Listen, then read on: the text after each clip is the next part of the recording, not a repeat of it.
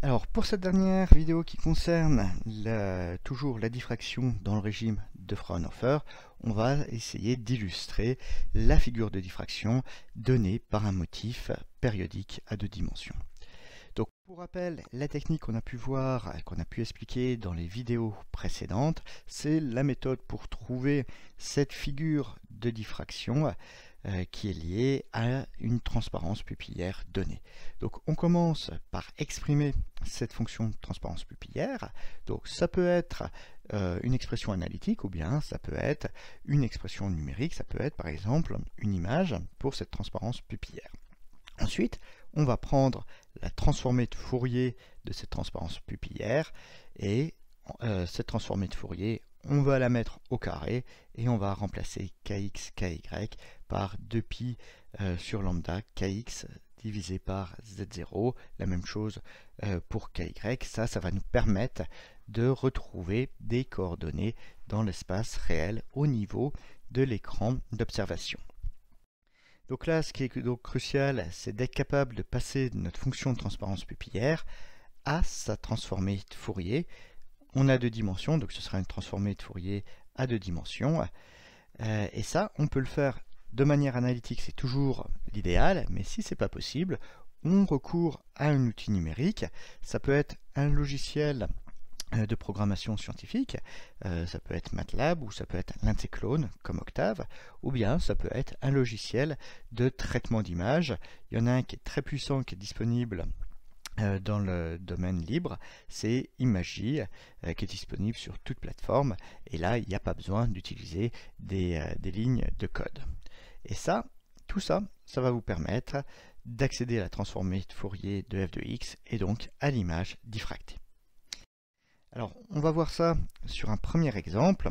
Ici, c'est un motif qui est hexagonal, un hexagone régulier, et l'image diffractée, eh bien, la voilà. Ce qu'on voit, c'est qu'on a trois directions qui sont clairement marquées. Et ce qui va être intéressant, c'est le lien qu'on peut faire entre ces différentes directions qu'on voit clairement et l'image initiale. Si je prends par exemple la direction jaune, si je regarde la direction orthogonale, donc en pointillé jaune ici, eh bien cette direction orthogonale, je la retrouve très clairement sur mon motif initial.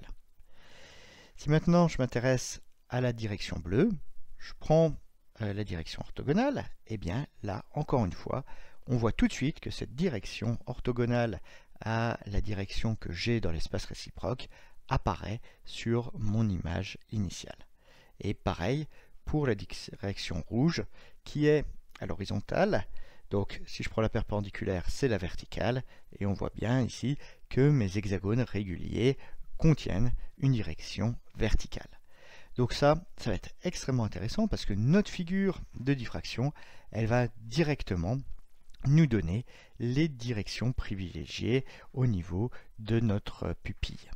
Il suffit de prendre les directions qu'on a repérées sur la transformée de Fourier et de prendre la direction orthogonale.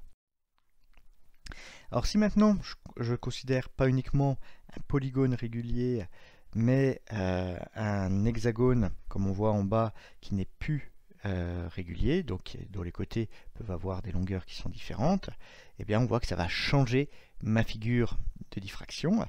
Initialement, j'ai des directions qui sont régulièrement espacées de 60 degrés.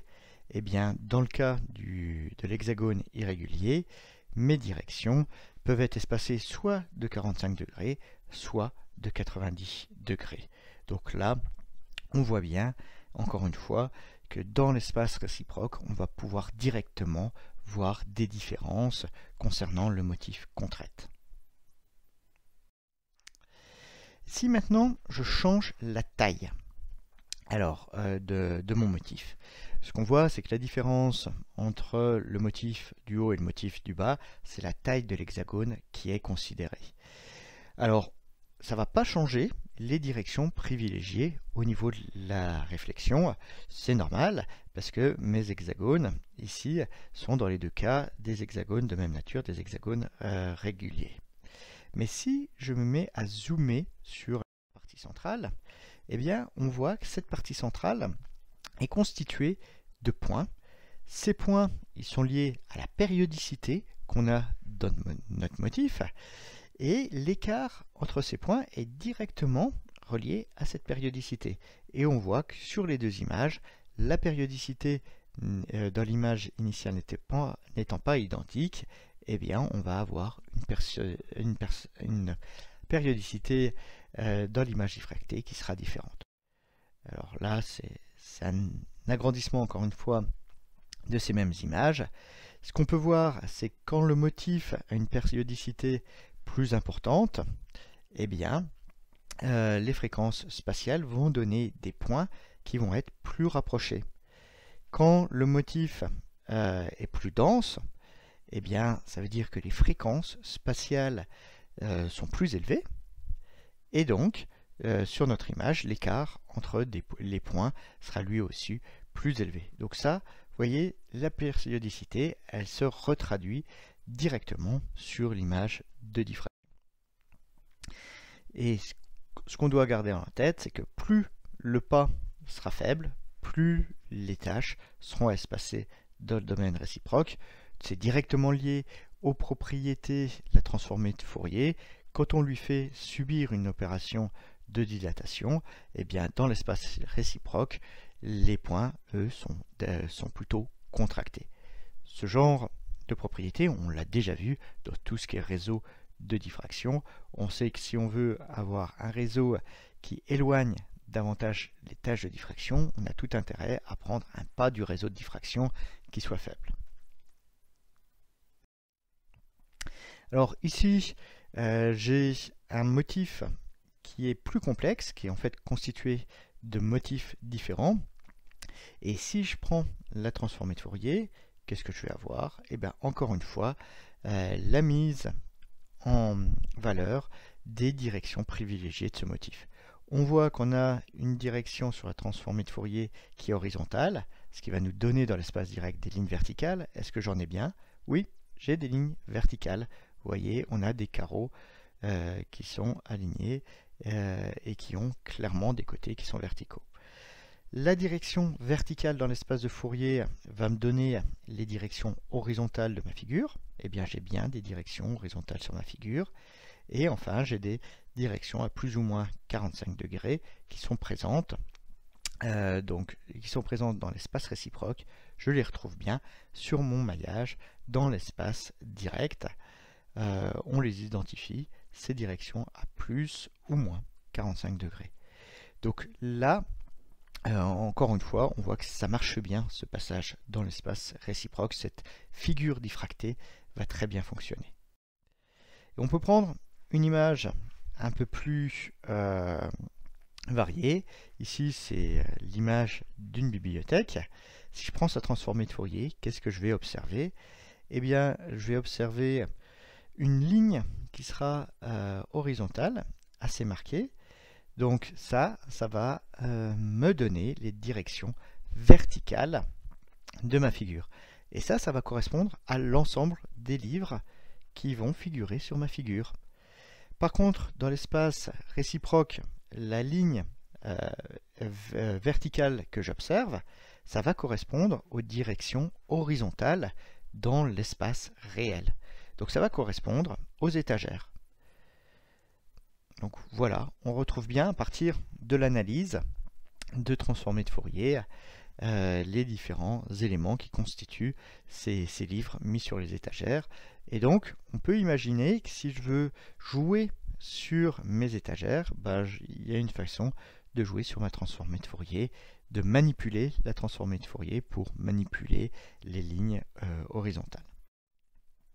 Or, un autre exemple de diffraction que j'avais déjà montré quand on avait fait les réseaux de diffraction, c'est la figure de diffraction lorsque j'éclaire un écran de téléphone portable.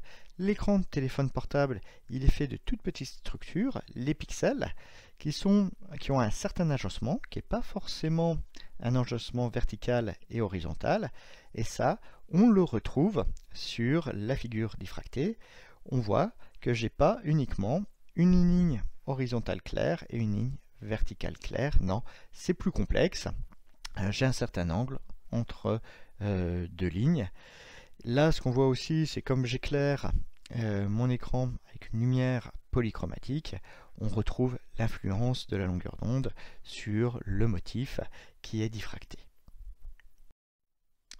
Et pour terminer, eh bien, un petit lien avec ce qui est diffraction de rayons X. Donc j'avais déjà parlé de la diffraction des rayons X, c'est ce qui permet de venir sonder la matière, notamment tout ce qui est cristaux.